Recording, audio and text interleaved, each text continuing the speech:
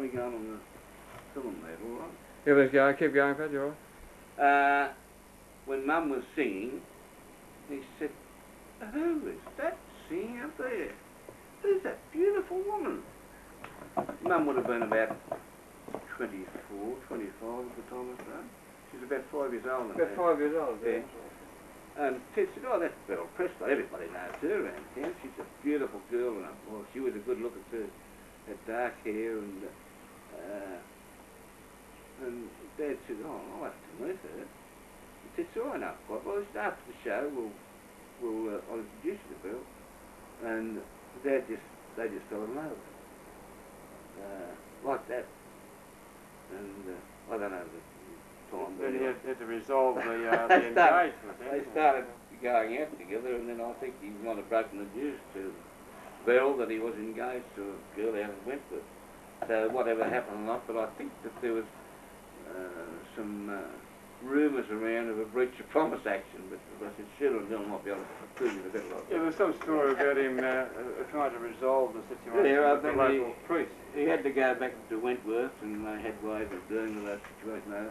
Anyway, the engagement broke, and he came back to Bega, and he and Mum were married in St Patrick's Church in Bega, around about 1922, I think. We've got it on record here. I don't know. Yeah, we'll look it up later. I think it's around about 1922, and Dad was still in the bank, the Australian Bank, ABC Bank, and I think he'd been transferred from Wentworth to Newcastle because that's where Shirley was born. That's the eldest in the family. She was born in Newcastle. From Newcastle, they moved to Maitland, because I was born in Maitland in 1925. And then from Maitland, they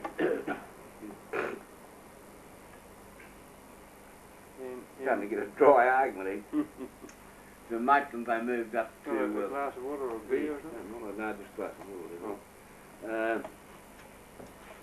They moved to Corindai,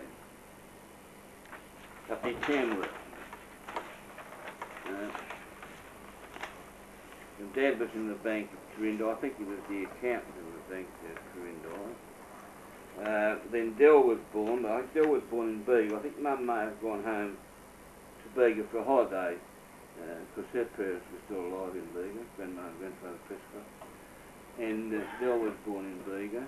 Then Tony was born in Corindai. Good drop, too. Yeah, thanks. It's a good drop, that. Yeah, Tony was born in Corindai. Tony was born in Corindai. Tony's birth was the first baby I remember being born, because I don't remember Dell's birth, or naturally I don't remember Shirley's because she's older than me. I don't remember my own. I should have got that. But anyway, I remember Tony being born in Corindai, and we went down to the hospital to see Tony. Now this would have been around about the 1930s. Tony's, yeah, about 1930 I'd say. Because that was the start of the Great Depression around the world, and it hit Australia very badly.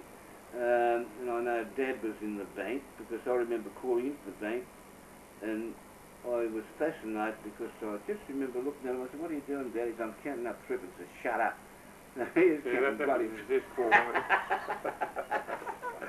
what? Threepences. They were little coins. And he said, "So you just shut up." So I shut up and watched him count threepences. Anyway, that was sort of, we had a very happy time in Corindai with Sheila, Dell and I. We got it up to all sorts of lurks around the place and running under trains and everything like that.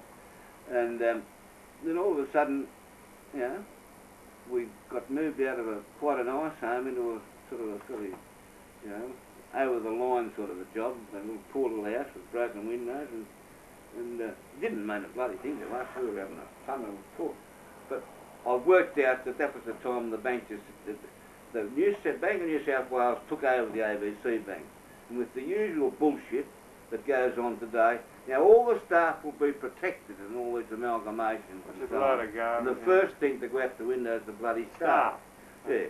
So that's what happened to Dad. There's a man with about 30, 31, with a wife and 4 children. About 10 years in the bank?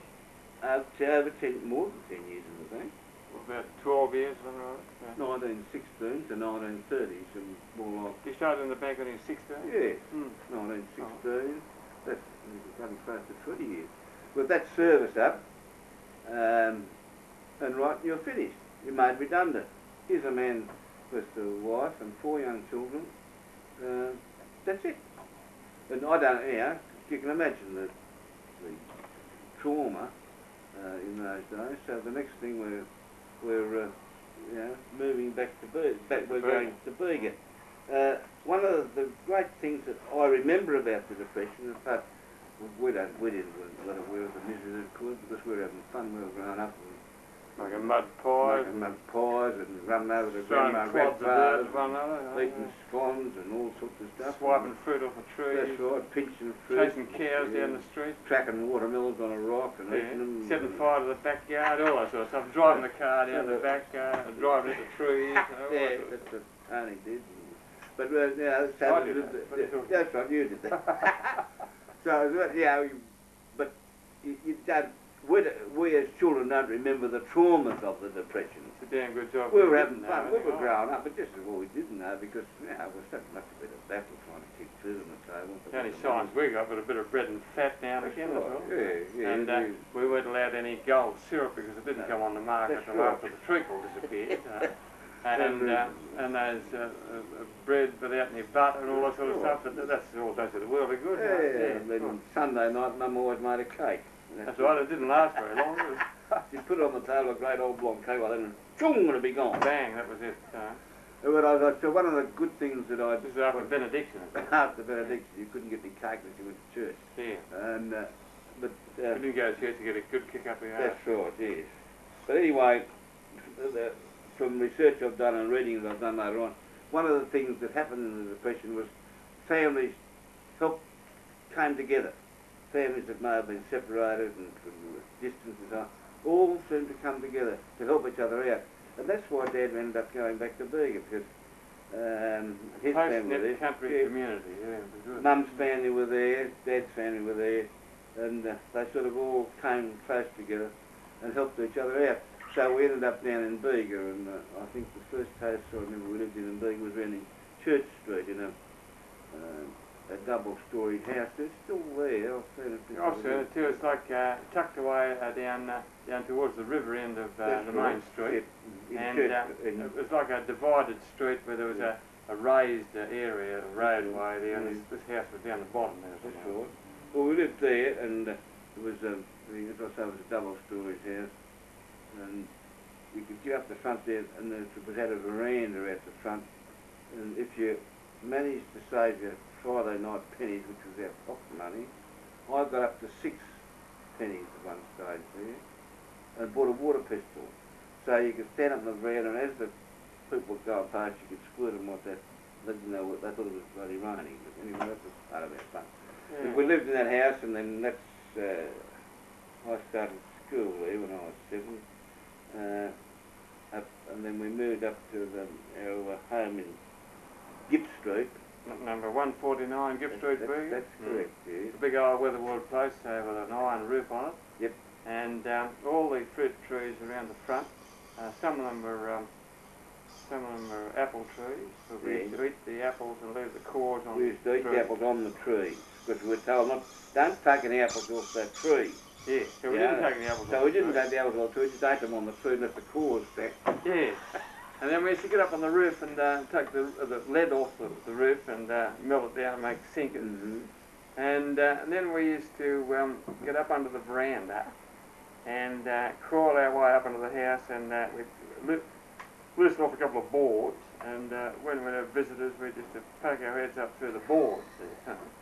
All that sort of stuff. That's right. Yeah. Had fun. Yes, yes. And then so when we first moved to Bega, because there was only 4 in the family, but as the years went on, Tony, then Pauline was born, then Brian, and then Terry, and then Anne. Anne was the youngest member of that family. She just recently died, Anne. Our little sister passed away. Yeah, just recently. But anyway, we had fun growing up in Bega, there's no doubt about that, because where we lived was opposite the church, late for school. Always late huh? for school, late for church. But Mum, as I said, oftentimes had a better spy system than ASIO ever developed, because you could walk down the main street of Bega, and if you kicked a stone and then walked home, by the time you got home there would have been a phone call to Mum. Pat, what were you doing kicking stones in Carp Street? She'd have the news, everything you did she knew before you bloody well got home. She had all these relations and aunties and the cousins, and they spied on you the whole time, even... Yeah, a couple of towns are like that. But she had a great system in maths, because I was an altar boy early in the piece. In those days you had to learn all Latin and all that sort of stuff. But Quilo Tippy Cat. Quilo Tippy Cat, Juven to the main. Maya Culper and Maya Culper. Nobody knew what I was talking about. No. But Mum sang in the choir with her beautiful voice, of course. And in those days, the church in Bega was about half the size it is now. They've extended on it. But they had a little choir loft right up in the corner. It was just a raised sort of a platform. And Mum and the choir used to be up there. And Lil O'Neill would play the organ and like that, and pump the bloody hell thing. And Mum would be singing. But while she was singing, she was looking at all of us in the church. So she had a raised position. She knew exactly what we were doing the whole time Mass was on. So she knew when you were picking your nose, that's right. or trying to duck out the side door. You know. Pat, you were talking on the altar. Now you just cut that out. That's irreverent. Yes. Well, I wasn't, Mum. I saw you, don't you worry. She knew what we were doing all the time. So I said she'd have made a great, been put in charge of Australia's intelligence system. She'd have run rings around the present ones had run it. And we had very happy times growing up. Because then we used to go camping down at Taff. That's right. That big old, memories. great big old tent. And that brings back great memories of camping at Taff. Down that hill going down to Taff, the unsealed road, all the dust and... There, that was Taff, was 10 miles from Bega. Was, you know, that was all through the summer. Every Sunday, Taff. Yes, on the right. beach. But then come Christmas time, everybody moved out of Bega down to Tarsa and camped down there. Of course, then we used to get the rain, rain heavily for a couple of days, and we'd just pack up and go home. But we didn't have any camping gear in those days, and I remember helping get ready to go down to Tarsa. We got a tent. Dad used to borrow a tent. One guy, I think, called Vin Collins out of Bimbark or someone. I remember he bought one for £10. And I don't think he had the £10, but he borrowed the £10. And it was quite a large tent, so we carted that down to Tarsa, but we didn't have any camping furniture. Like beds and that any bed, so they used to get Frank Bateman, who was a local carrier, because Dad was an accountant down there, and he used to do work for everyone. They always used to pay him in kind, never pay him any money. In like, cash, yeah. In kind, like he used to do the books for the butcher, so we got all our meat at 6p a pound. And then he used to do the books for grocery out of Tobago, Jack Tallington, and so he used to get his groceries at cost price, and... it's no wonder when he asked you for money, he wouldn't give you anything. He didn't have Go and check this.